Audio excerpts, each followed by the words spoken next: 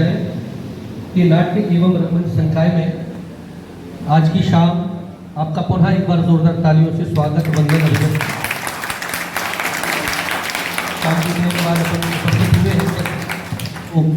विदित है कि दक्षिण मध्य क्षेत्र सांस्कृतिक केंद्र नागपुर और नाट्य एवं रंगमंच संकाय राजा मान सिंह तोमर संगीत एवं कला विश्वविद्यालय के संयुक्त तत्वावधान में ये 20 दिवसीय कार्यशाला चल रही है, जिसमें प्रथम दिन से लेकर आज तक लगातार अनेक विषय विशेषज्ञ हमारे बीच उपस्थित हुए हैं, जिनमें गोविंद यादव जी भक्तिपुर नाट्य अकादमी से प्रकाश परिकल्पना के ऊपर, पोंकी चक्रवर्ती डिब्रूगढ़ विश्वविद्यालय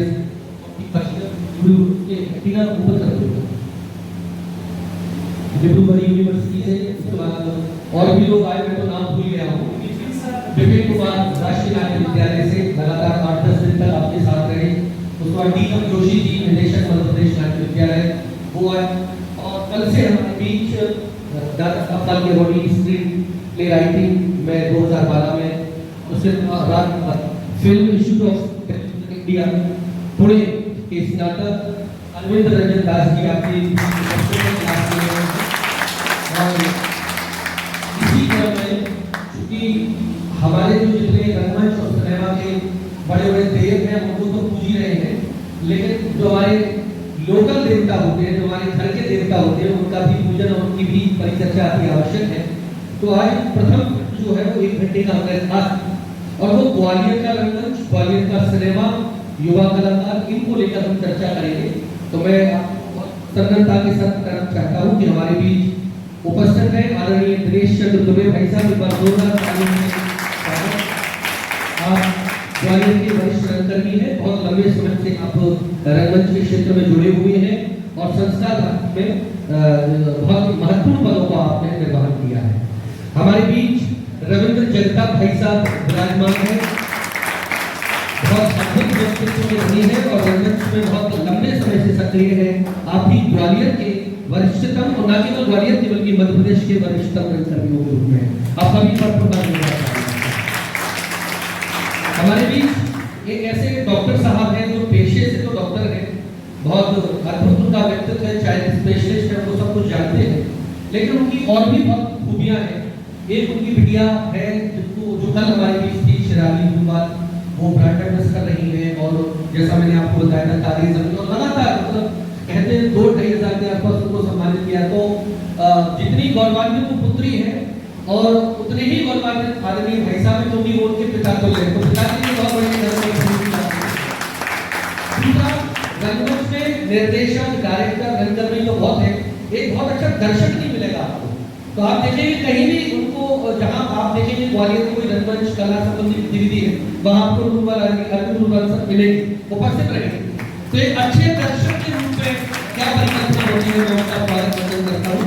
और हमारे बीच युवा रंगकर्मी, युवा फिल्म निर्माता चित्रांत है, तो चित्रांत का भी मैं स्वागत करना चाहूँगा। मैं आग्रह करूँगा अपने विभाग के बच्चों से, सबसे पहले मैं तान्या से अनुरोध करूँगा आदरणीय दिनेश चंद्र दुबे भाई साहब को, जो परसों हमारी पत्रिका का विमोचन हुआ है विद्यालय नाट्य विभाग की, उससे सम्मानित करने की कृपा करें।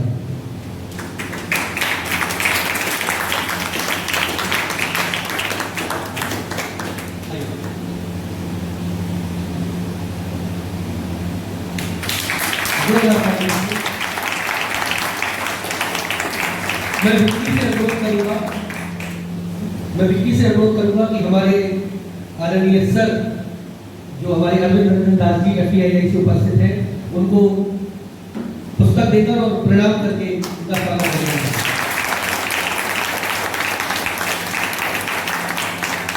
मैं त्रिपाठी जी से अनुरोध करूंगा, सरपंच साहब हमारे, कि हमारे रविंद्र जगताप भाई साहब को विभाग की प्रथम पत्रिका नाट्य एवं रंगमंच संकाय की भेंट कर सम्मानित करने का कष्ट करें।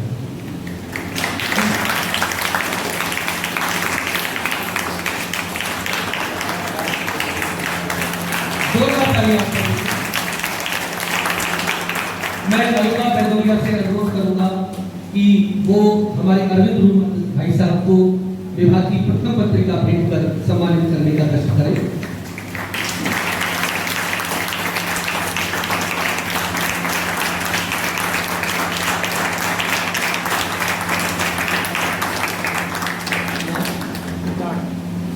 से अनुरोध करूंगा कि जितान को भी आप विभाग की प्रथम पत्रिका भेंट कर सम्मानित करें।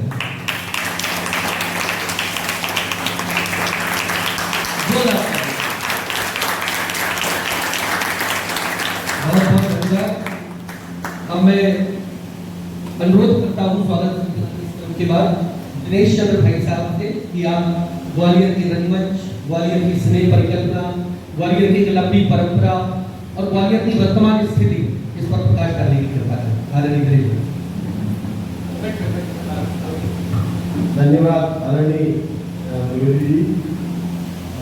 मुझे बिल्कुल अंदाज नहीं था कि मुझे आप जैसे प्रतिभावान छात्रों के साथ बोलने का अवसर मिलेगा। मैं तो आपके पीछे बैठ के इस कार्यशाला को सुनने के मानसिकता में था, उसकी मानसिकता से मैं आया था। और बहुत बहुत धन्यवाद आदरणीय मानस जी कि आप मुझे जो भी समझा के मेरे मंच से दो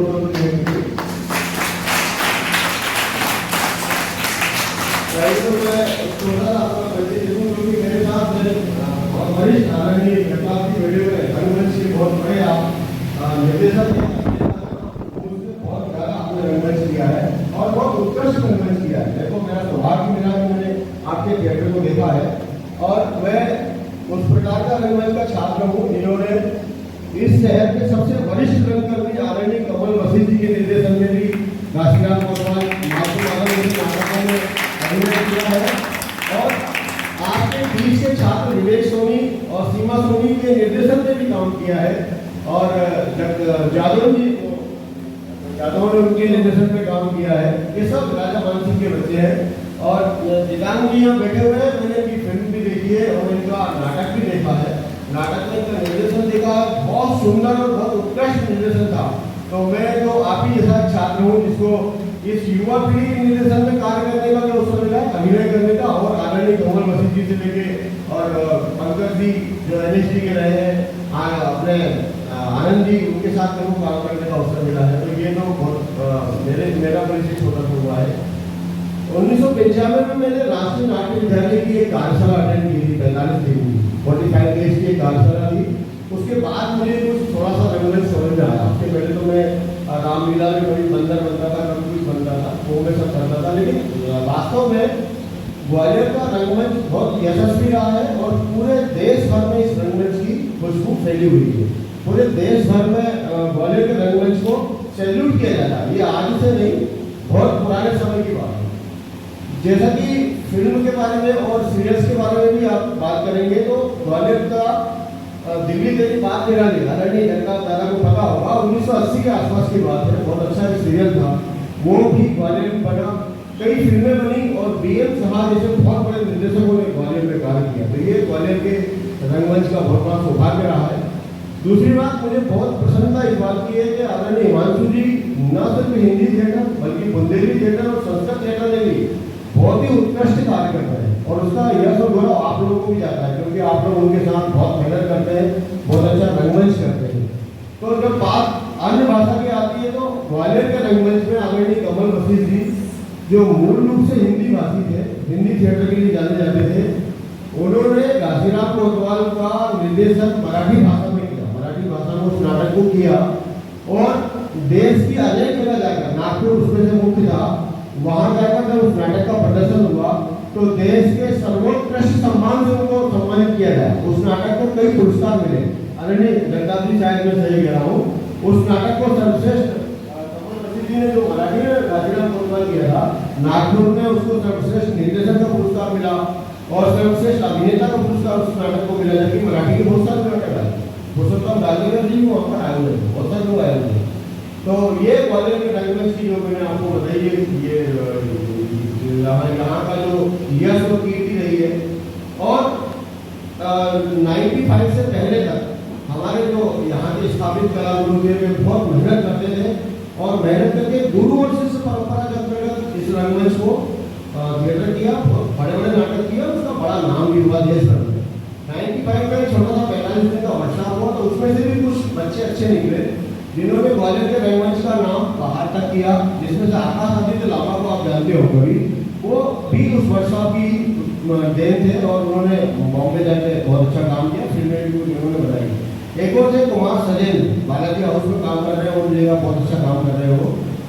उसके बाद में जब राजा मानसिंह की स्थापना हुई, नाट्य विभाग बना, मध्यप्रदेश नाट्य स्कूल बना, तब से हम देख रहे हैं कि ग्वालियर में बहुत ही प्रतिभावान बच्चे आ रहे हैं और वे इनमें से वरिष्ठ गुरुओं के माध्यम से, कला गुरुओं के माध्यम से कला के नाटक के विभिन्न पक्षों को न सिर्फ अभिनय बल्कि वेशभूषा में, मेकअप में, कॉस्ट्यूम में, स्टेज डिजाइन में, बाकी भी बिजनेस के क्षेत्र में सब में आप लोग काम करके और बहुत ही गहन अध्ययन के साथ नाटक का बहुत अच्छा ज्ञान प्राप्त कर रहे हैं और उसका प्रदर्शन भी आप लोग कर रहे हैं। मैंने आगे हिमांशु जी का बुंदेली नाटक भी देखा है और भी नाटक आपके देखे हैं, मैंने संस्कृत नाटक मैंने देखा है, बहुत ही अच्छा गजब, उसमें कोई प्रश्न होता नहीं है कि हम कहें कि सर ये ऐसा होगा तो ऐसा होगा, कभी नहीं होता, बहुत अच्छा काम किया।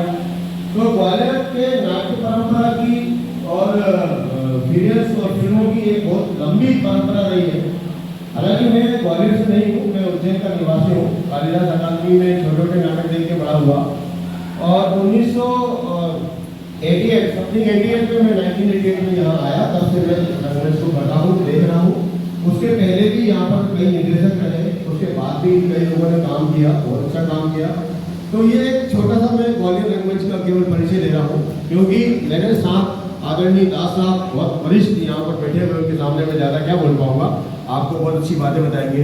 आदरणीय जगताप जी आपको बहुत अच्छा रंगमंच के बारे में बताएंगे। वे शुरू से ग्वालियर में रंगमंच कर रहे हैं, तो एक अच्छी परंपरा रही है, लंबी परंपरा रही है और उस परंपरा में चार चांद लगाने के लिए आदरणीय हिमांशु जैसे, योगेंद्र चौबे जी जैसे और बहुत सारे अच्छे कलागुरु आए, जिन्होंने बच्चों के अंदर में भावना थी रंगमंच को सर्वश्रेष्ठ स्तर तक ले जाने की, उस भावना को निखारने में मदद की आप लोगों की और इससे न सिर्फ ग्वालियर का बल्कि पूरे मध्य प्रदेश का नाम रोशन हो रहा है। और आगे भी आप लोग बहुत बड़े बड़े स्टार आप में से कोई ना कोई बनेंगे, हम लोग भी कभी ऑटोग्राफ लेने के लिए लाइन में लगेंगे, ऐसा मैं उम्मीद करता हूँ।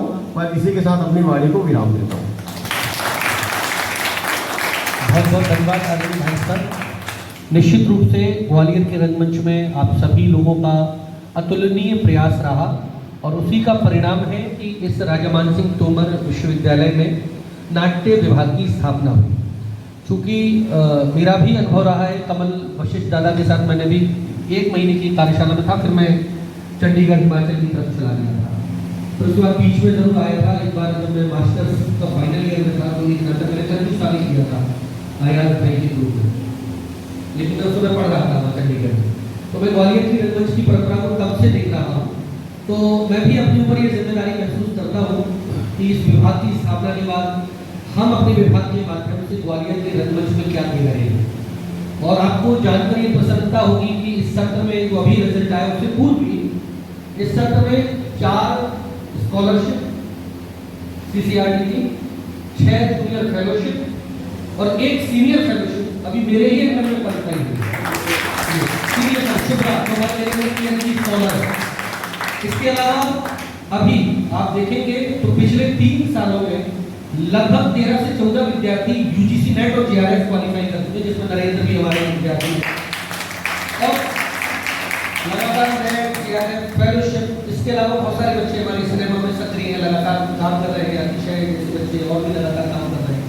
इसके अलावा हमने एक परंपरा और भी स्थापित की कि जो बच्चा हमारे यहाँ से पास आउट होकर नेट JRF क्वालिफाई करता है तो अतिथि विद्वान या गेस्ट फैकल्टी में हम उसी को देंगे।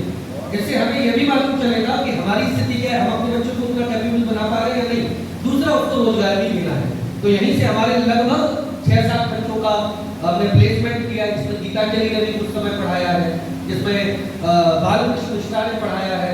बालकृष्ण मिश्रा अभी हम लोग सेंट्रल जोन 17 में गए थे और वहां पर हम लोग ओवरऑल थिएटर चैंपियन रहे। आपको ये जानकर खुशी होगी कि नाट्य विभाग लगातार 4 बार सेंट्रल जोन विजेता है, ओवरऑल थिएटर चैंपियन। और क्योंकि आप ग्वालियर के जानते हैं विश्वविद्यालय का उतना बजट नहीं, मुझे इस मंच से कहने में भी कोई वो नहीं है, उसमें हमारे कुलपति जी का दोष नहीं है, लेकिन बजट नहीं है, संसाधन की कमी है। उसके बावजूद हम लोग MIT university, Aligarh Muslim university, BHU Banaras Hindu university जैसे विश्वविद्यालयों को टक्कर देकर नाट्य विभाग ओवरऑल 5 बार से थिएटर चैंपियन बना। स्टेट में बख्तुल्लाह यूनिवर्सिटी में अभी हम 5 बार लगातार जीत के आए। ये मेरे कारण नहीं है, ये हमारे प्रतिभाशाली और मेहनती बच्चों के कारण है जो लगातार इन पदों को प्राप्त कर रहे हैं। हम लोगों के ऊपर ये दायित्व है कि आज से 5 साल 10 साल बाद जब ये देखा जाए तो ग्वालियर के रंगमंच में इस नाट्य विभाग के जो कलांकुर जो निकले हैं, कला के जो अंकुर प्रस्फुटित और पल्लवित हुए हैं, वो कैसा रंगमंच कर रहे हैं। और प्रत्यक्षम तुम प्रमाण वाली बात है, गीतांजलि, संजय जादव और जितने भी विवेक नाम ले, जितने भी आपने नाम लिए, सब एक सशक्त रंगमंच कर रहे हैं। यही इस विभाग की सफलता निर्धारित कर रही है। बहुत बहुत धन्यवाद भाई साहब, आदरणीय दिनेश चंद्र दुबे जी। अब मैं युवा की तरफ जाता हूँ, क्योंकि वरिष्ठतम में सबसे बाद में हम आपको सुनेंगे और लंबा सुनेंगे। आपके लिए समय की कोई बाध्यता नहीं, क्योंकि हमारे ग्वालियर के रंगमंच को आपके माध्यम से जानेंगे भाई। तो मैं जितान के पास जाना चाहूंगा और वो अपने अनुभव अपना। नमस्कार सभी को। आदरणीय हिमांशु भैया, Dinesh sir, Ranjan sir, Dattam sir और डॉक्टर सर, मुझे बस एक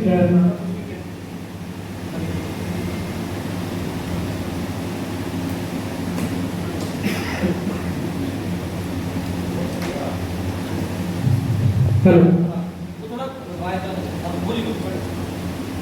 मुझे कुछ ज़्यादा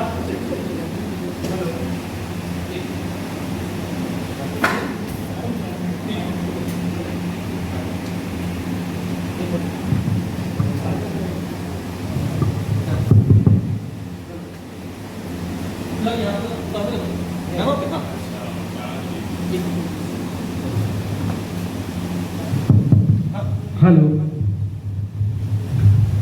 तो मुझे कुछ ज़्यादा नहीं कहना है, क्योंकि सभी सीनियर और वरिष्ठ लोग बैठे हुए हैं।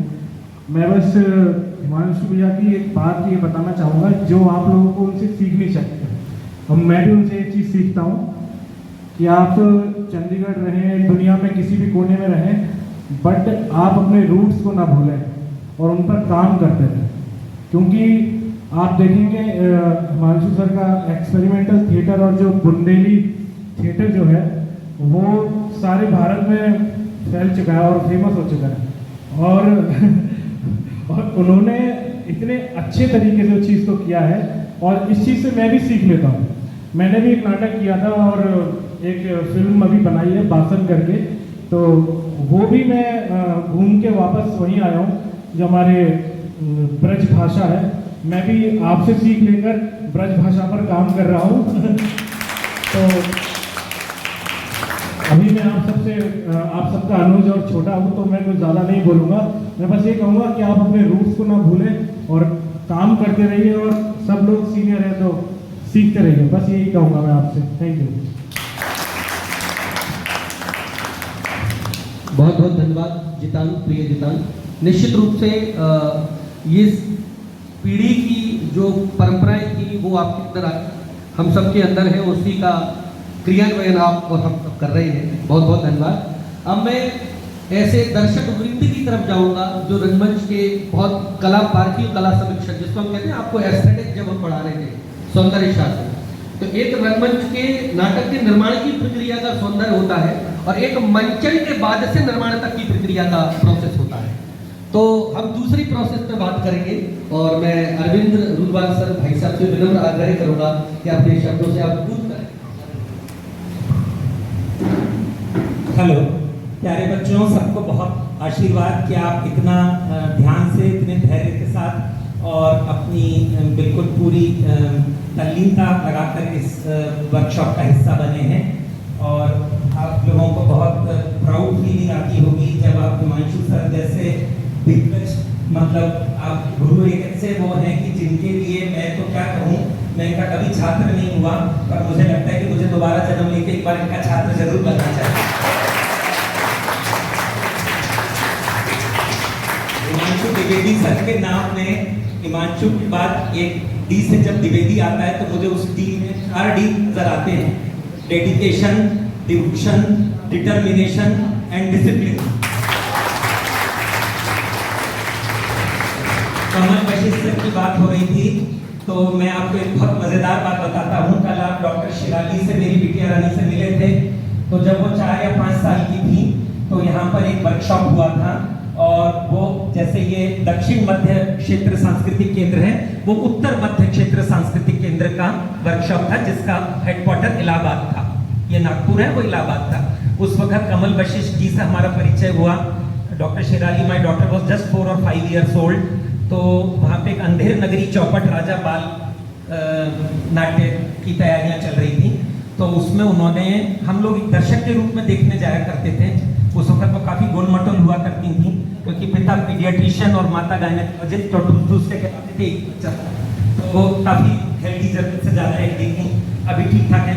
तो अभी तो ये बात एकदम याद आ गई कि उस वक्त वशिष्ठ जी ने उन्हें कसाई का जल्लाद का रोल दिया था, और उसमें उनको टॉपलेस रहना था। हालांकि 4-5 साल की उम्र थी, कोई बहुत बड़ी बात नहीं थी, और बड़ा ही विभत्स ऐसा कैरेक्टर दिया था। तो जिसमें मेरी डॉक्टर मुझे आके काफी नाराजगी व्यक्त की कि ये क्या मुझे आपने ऐसा जल्लाद के रोल के लिए चूज कर लिया, आपने कोई विरोध तो नहीं किया, कोई अच्छा रोल नहीं था, कोई राजा का, महाराजा का जैसा, या फिर कोई रानी का या परी का। तो मैंने कहा नहीं, अपन सर से बात करते हैं, वो इस पे रोशनी डालेंगे। तो कमल वशिष्ठ जी ने एक बात कही थी कि देखो बेटा, जब आप रंगमंच करते हो ना, तो जो आप नहीं हो वो दिखाना ही रंगमंच है। जो आप ऑलरेडी हैं, यदि आप एक डॉक्टर है और आपको एक डॉक्टर का रोल मिलता है, तो उसमें तो आपको पूरा सहज कुछ नहीं करना है। पर जो आप नहीं है, और वो अगर आप उस पे मंच पे से दिखाते हैं और दर्शक तक रीच जाती है कि आप एक जल्लाद या कसाई के रूप में, जो कि आप बिल्कुल न मन से हैं, न तन से हैं, न जन्म से हैं, तो ये चीज को अभिव्यक्त करना ही रंगमंच है। और ये बहुत प्यारी बात मुझे लगी थी कमल वशिष्ठ जी की। दूसरी एक छोटी सी घटना और बताता हूँ कि एक बार यहाँ हेमा मालिनी जी, जो कि प्रख्यात नृत्यांगना की हैं, आप सब अभिनेत्री के रूप में जानते हैं, पर she is a very good dancer. तो वो यहाँ पे ग्वालियर के रातर मेले में प्रोग्राम पे आई थी। तो उनसे मुलाकात का कुछ मौका लगा। तो मैंने उनसे इतना सा एक सवाल पूछा था कि मैडम, आपके आंखों का जो आपने मेकअप किया है, उसमें काजल इतने दूर दूर तक, बिल्कुल यहाँ कॉर्नर्स तक लगाया हुआ है, पास से तो ये बहुत ही मतलब लाउड लग रहा है। तो उन्होंने मुझे एक बात बताई थी कि उन्होंने कहा कि देखिए, हम जब परफॉर्म करते हैं, हम फर्स्ट फ्लोर्स के लिए नहीं परफॉर्म करते हैं। जो सबसे आखिरी व्यक्ति है, उसको हमारी बिल्कुल सही साइज इसके लिए इस सबका मेकअप किया जाता है कि पीछे वाले को शिकायत ना हो कि मुझे तो उनकी आंखें दिखी नहीं, चेहरा दिखा पर आंखों में से मैं कोई भाव पढ़ नहीं पाया। तो ये हम लास्ट वाले के लिए करते हैं, जो आखिरी बंदा सबसे अंत में बैठा है, उसके लिए करते हैं। तो ये बात भी मुझे बहुत छू गई कि हम जब मंचन करें तो वो आपका थ्रो और जो आपका प्रोजेक्शन है वो उतना दूर तक जाना चाहिए, ये सिर्फ फर्स्ट रो तक सीमित नहीं रहना चाहिए।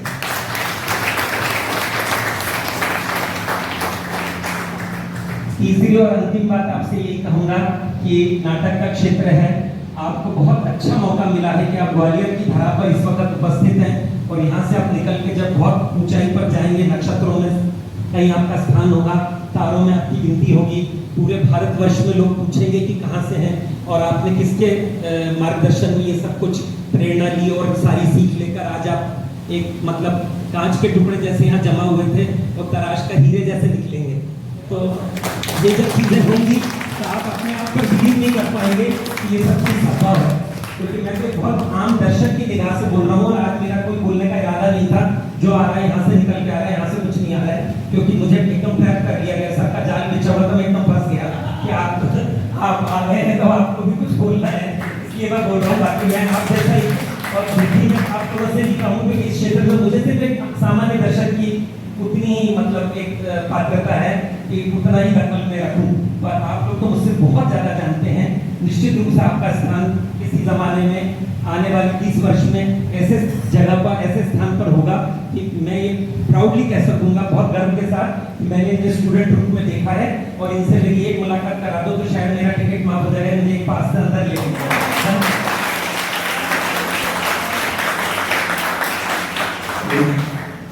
बहुत बहुत धन्यवाद आदरणीय भाई साहब, ये आपकी विनम्रता और सहजता है कि आप एक सामान्य दर्शक अपने आप को कहते हैं, आप एक बहुत बड़े रंगकर्मी हैं।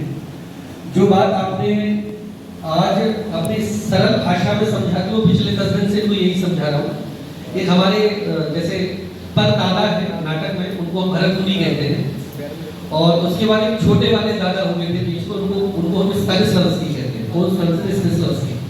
तो स्टैनिस्लावस्की कहते हैं, character is not bigger and small, actor is bigger and small. चरित्र कोई छोटा बड़ा नहीं होता, अभिनेता छोटा बड़ा होता है, ये पहले ही समझा रहा था। और भाई साहब ने कमल वशिष्ठ दादा का उदाहरण देते हुए यही बात समझाई कि आप सुंदर हो और राजा का चरित्र मिल गया तो क्या किया, कुछ नहीं किया। लेकिन आप सुंदर है लेकिन आपको बिल्कुल दलित, पीड़ित, शोषित, वंचित चरित्र दे रहे हैं, वहां आपके पास करने के लिए तब आपकी प्रतिभा है। ये बात समझाइए। तो ये आपकी सहजता है, विनम्रता है। आप रंगमंच के और सिनेमा के एस्थेटिक्स को बहुत खूबी से जानते हैं। आपका पुनः बहुत बहुत आभार, बहुत बहुत धन्यवाद। अब मैं उनके बीच जाना चाहूंगा जो हमारे रंगमंच ग्वालियर की धरोहर है और जिन्होंने रंगमंच को जिया है, देखा है और बदलते स्वरूपों में भी उसको समझा है।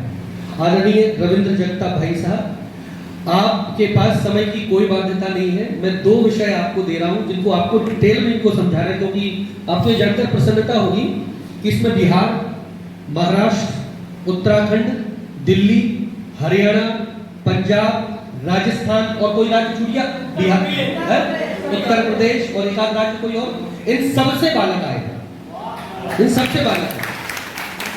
और मैंने आवेदन कैसे, तो मैं भी अपनी थोड़ा अवलोकन करना चाह रहा था कि हिमांशु द्विवेदी के नाम पे कितने लोग आते हैं। तो 50 का रजिस्ट्रेशन था और हमने 30 सीटें विद्यार्थियों की निर्धारित की थी और बाहर की लगभग 20-25। आवेदन हुए 88 बाहर के। उसके बाद हमने 15 बच्चों को निकाला जो लेट हो गए, उन्होंने बहुत डिस्ट्रिक्ट कर लिया, तो गिन पर 30 बच्चे बाहर के रखे और अपने भी 10 बच्चे कम करके 20 हमने आगे रखे, तो क्योंकि लिमिटेशन वहां पे थी 50 के रहेंगे।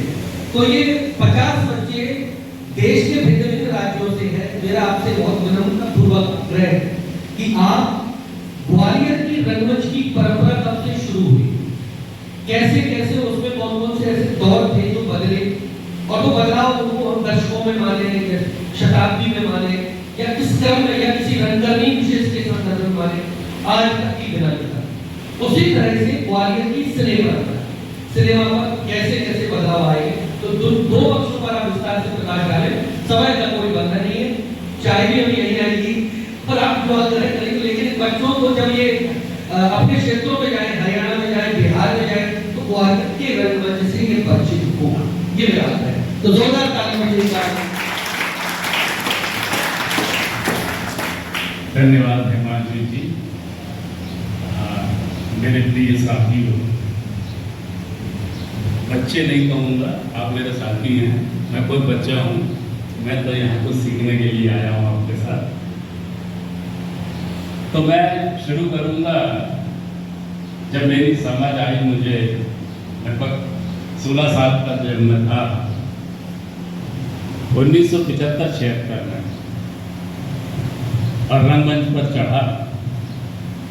किस्मत बहुत अच्छी थी, यही कहूँगा कि मेरे प्रथम गुरु ब्रजमोहन शाह जी थे।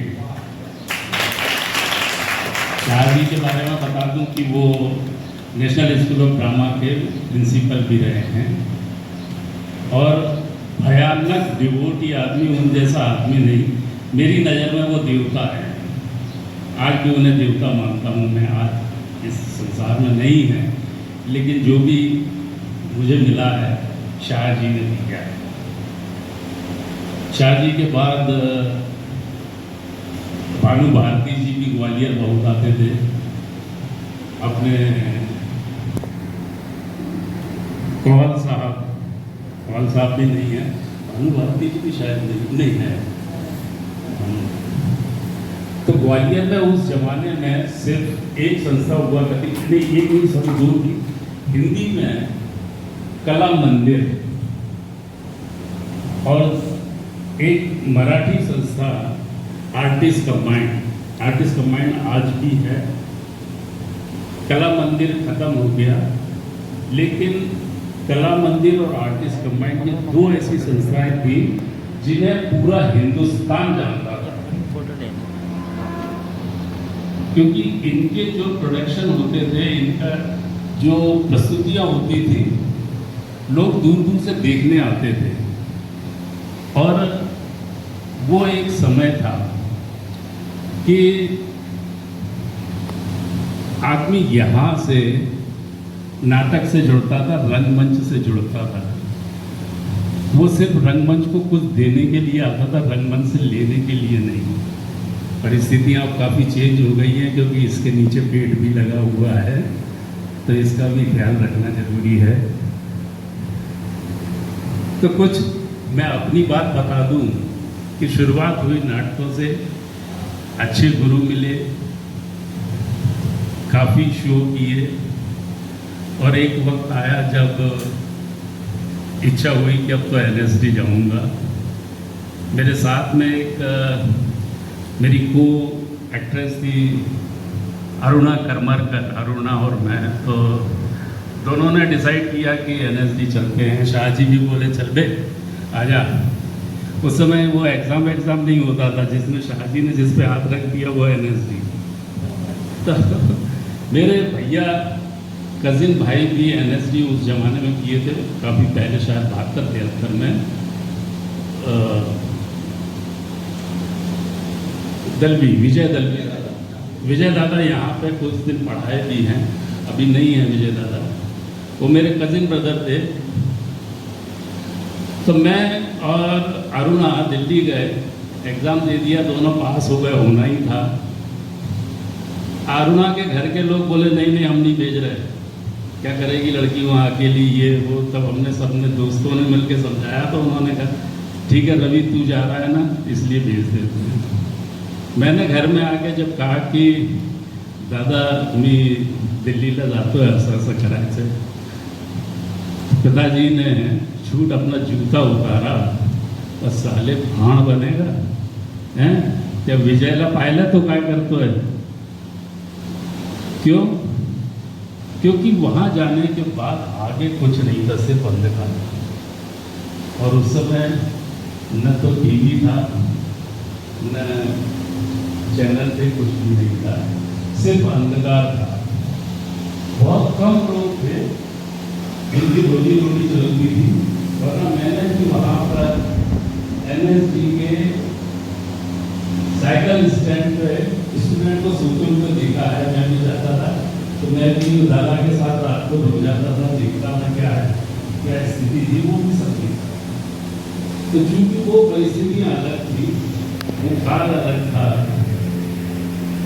तो मेरे को तो चूंकि मैं लड़का था, पूरा जीवन था, मैंने भी फिर दादाजी की बात मानी कि ठीक है। दादाजी बोले बेटा तुम नौकरी करो बैंक में, और ये सब भूख निकाल दो।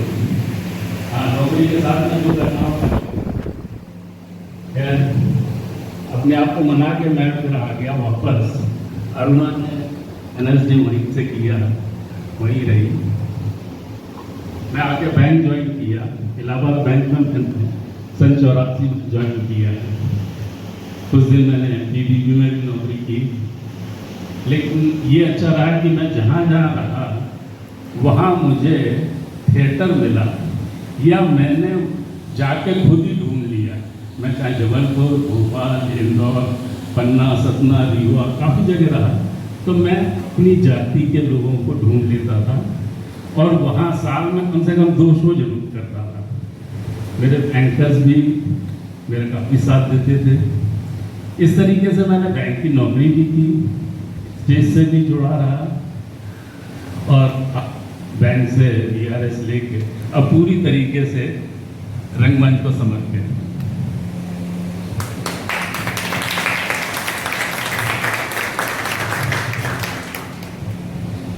अब बात आती है कला मंदिर की। कला मंदिर जब था तब वहाँ हमारे जितने सीनियर्स थे सभी वर्किंग क्लास थे, या फिर उनकी दुकानें थी। शाम को 6 बजे आदमी अपनी नौकरी करके या दुकान बंद करके रिहर्सल पे आते थे। भयानक डिसिप्लिन था कि 6 मतलब 6 बज के 1 मिनट की होता था, तो जो भी चाहे शाहजी हो चाहे भानु भारती जी हो, जोर से चिल्लाएगा तो दरवाजा बंद कर दे, फिर कोई अंदर नहीं आ सकता। आप कितने भी बड़े बड़े हो, अब कल ही आना और कल ही बताना क्या हुआ था। तो डिसिप्लिन तो इस जगह बहुत जरूरी है, इस क्षेत्र में बहुत जरूरी है। और यही कारण रहा कि ग्वालियर की प्रस्तुतियां बहुत खूबसूरत रही।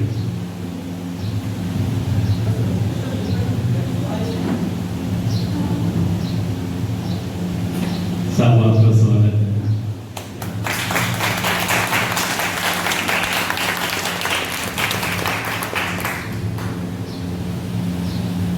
एक तो किस्से में आपको बताऊं, दिल्ली तेरी बात निराली की बात निकली थी। एक नाटक था दिल्ली तेरी बात निराली, बहुत खूबसूरत नाटक था, बहुत बड़ा नाटक था।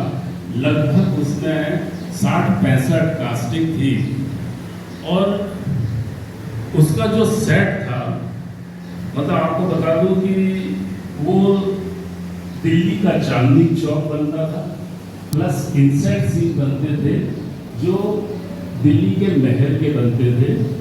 वो उस समय कौन थे राजा जो आखिरी बादशाह हुए हैं, बहादुर शाह जफर, उनका इंसेट सीन बनता था। ये पूरा दिल्ली का चांदनी चौक, सामने मच्छरदानी ऐसी लगी और पीछे इंसेट। मैं बैठ गया चुपचाप, नहीं अप्लाई किया। 1 साल बाद मैं फिर गया पिताजी के पास, तो पिताजी ने कहा देखो बेटा, तुमको लेकर बचपन से मैंने सपना देखा है कि तुम IAS बनोगे। तुम पुणे फिल्म संस्थान का एडमिशन का ये देना चाहते हो, टेस्ट देना चाहते हो? मैंने कहा जी हाँ, मैं देना चाहता हूं। तो उन्होंने कहा ठीक है, मैं तुम्हारे सामने एक चैलेंज देता हूं, तुम IAS का भी फॉर्म भरो, बिहार पब्लिक सर्विस कमीशन का भी फॉर्म भरो, पुणे संस्थान का भी फॉर्म भरो। अगर IAS प्रीलिम्स या BPSC का रिटर्न, इन दोनों में से किसी एक में तुम्हारा हो गया तो तुम्हें पुणे संस्थान ज्वाइन करने की अनुमति मिल जाएगी। IAS थे साहब।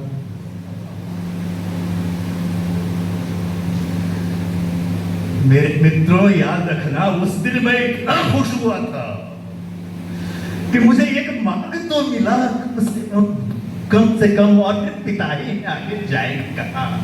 ये अंदर से एक विश्वास सच मैं बहुत खुश था। पहले बता चुका हूं, बैंक में नौकरी थी मेरी। मुझे सुबह, मैं ये नहीं कर सकता था कि अपने आप को कमरे में बंद कर लूं और सारी तैयारी करूं। मैंने छुट्टी ली थी, 15-20 दिनों की छुट्टी ली थी बैंक से भी मैंने तैयारी के लिए। और ये तीनों तैयारियां अलग अलग, पीटी की तैयारी बिल्कुल अलग है, मल्टीपल चॉइस क्वेश्चन थे उसमें। उस वक्त बिहार पब्लिक सर्विस कमीशन के लिए साइंस का सब्जेक्ट लूंगा तो मर जाऊंगा, तो पहली बार आर्ट्स का सब्जेक्ट लिया था। मुझे वर्ल्ड हिस्ट्री में बड़ा इंटरेस्ट था, तो मैंने वर्ल्ड हिस्ट्री लिया और लाइक दैट उसकी तैयारी शुरू की और पुणे फिल्म संस्थान की तैयारी शुरू की। पुणे फिल्म संस्थान में रिटर्न में हो गया, फिर मुझे बुलाया गया, वहाँ गया, 7 दिन का वर्कशॉप हुआ, फिर लौट कर आया और मेरा चुनाव हो गया। अब मैं आपको बताता हूँ उससे पहले की बात। जिस दिन मेरा पुणे फिल्म संस्थान में सिलेक्शन हुआ था, उसके पहले IAS के पीटी में मेरा हो चुका था और BPSC में क्वालिफाई कर चुका था।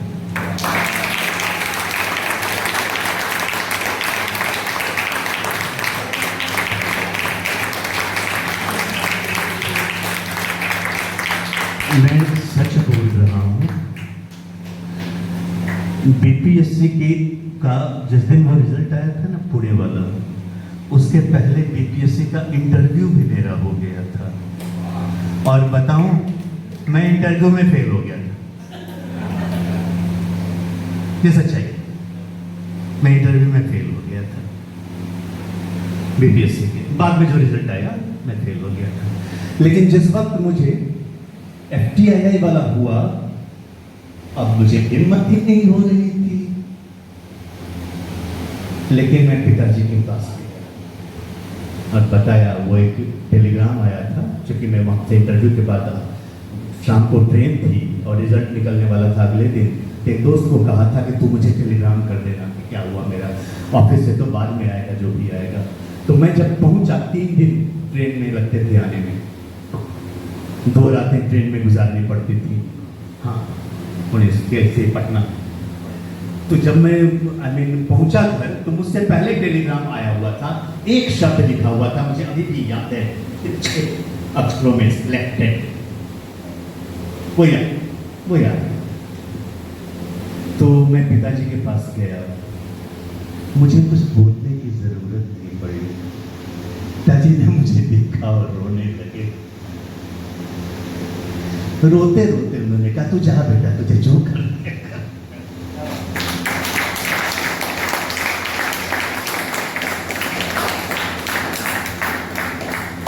7 साल की बैंक की नौकरी थी, बड़ा कठिन निर्णय था।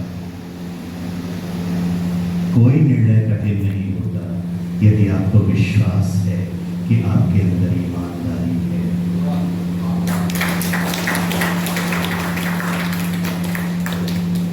चला गया, आज आपके सामने बैठा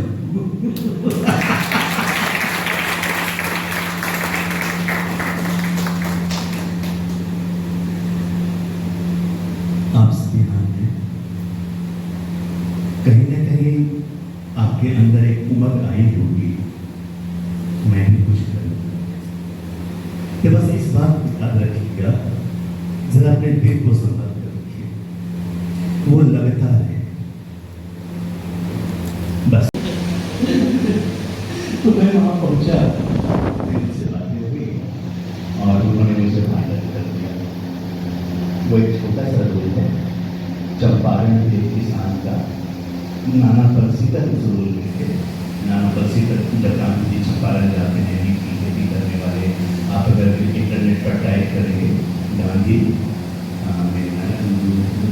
मूवी गांधी चंपारण सीक्वेंस, एक छोटा सा आपको मिल जाएगा क्लिप, आप उसमें उस युवा अरविंद को देख सकते हैं। अभी नहीं कोई चीज आप लोगों ने कोई तो फिर मौका ऐसा हो गया और जीवन में पहली बार फिल्म के लिए अभिनय का मौका मिला तो गांधी में मिला। तो किस्मत है, जीवन में पहली बार अपनी फिल्म का कैमरा देखा। मैं FTII गया तब मुझे पता चला उस कैमरे का नाम, वो कैमरा बड़ा सा बॉक्स जैसा कैमरा होता है। और ये नाना परसीकर बैठे हुए थे यहाँ पर, बेन किंग्सले जिन्होंने गांधी का रोल किया था वो बैठे थे, उनके बगल में कस्तूरबा वो बैठी थी और बेन किंग्सले की बगल में मैं बैठा था। मेरी बगल में मेरी बहन की भूमिका जो कर रही थी वो बैठी थी और कैमरा एक ट्रैक पर रखा हुआ था और धीरे धीरे चलता हुआ, वो लोग फोकस लेते हैं ना शूटिंग करने से पहले, फोकस लेते हैं तो कहते हैं look into the camera, look into the camera, तब फोकस लिया जाता है। तो जीवन में पहली बार मैंने शब्द सुना था लुक इनटू द कैमरा, तो मैंने कैमरे में देखा, मेरे रोंगटे खड़े होते हैं आज भी कि वही वो क्षण था जिसने मुझे निर्णय दिया। मुझे कैमरे के अंदर कुछ नीला सा यूं दिखाई पड़ा, बड़ा सा ये था, उसके मोमेंट में देख रहा था कैमरे को, वही वो क्षण था जब मेरे दिल में आया मैं फिल्म में जाऊं। प्यार कैमरे से बचपन से था, इतना बड़ा कैमरा तो मैंने पहले कभी देखा नहीं था। सच कहें तो पहला प्यार मेरा कैमरा ही था। तो और वो इतना बड़ा इस तरीके से, अब इसके साथ जीवन बिताने का मुझे मौका मिला। सर ने कहा ना विवाह किया है रंगमंच से, कुछ वैसी ही अनुभूति होती है भाई, कुछ वैसी ही अनुभूति होती है। उसी दिन मैंने निर्णय लिया कि मैं पुणे फिल्म संस्थान में एडमिशन लूंगा। बस उसी दिन पिताजी को बताया तो वही हुआ जो इनको हुआ था।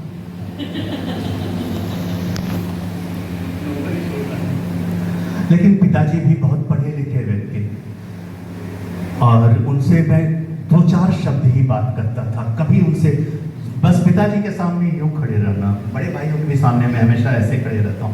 मैं मंच पर था, मेरे बड़े भाई साहब का फोन आया तो मैं रोक नहीं पाया अपने को, मुझे बात करनी ही थी। तो ये हमारा पारिवारिक संस्कार रहा है। तो पिताजी के पास में गया तो उन्होंने पूछा कि फिर क्या ये ऐसे ऐसे, तो मेरे पास क्यों आए हो, ऐसे कहा उन्होंने। तुमको फिल्म में जाना है तो मेरे पास क्यों आए हो? तो मैंने कहा कि मैं आपकी अनुमति के लिए आया। उन्होंने क्या दी अनुमति? दे दी। अनुमति दे रहा हूं, सहमति नहीं दे रहा हूं। फंस गया मैं। सिर्फ सहमति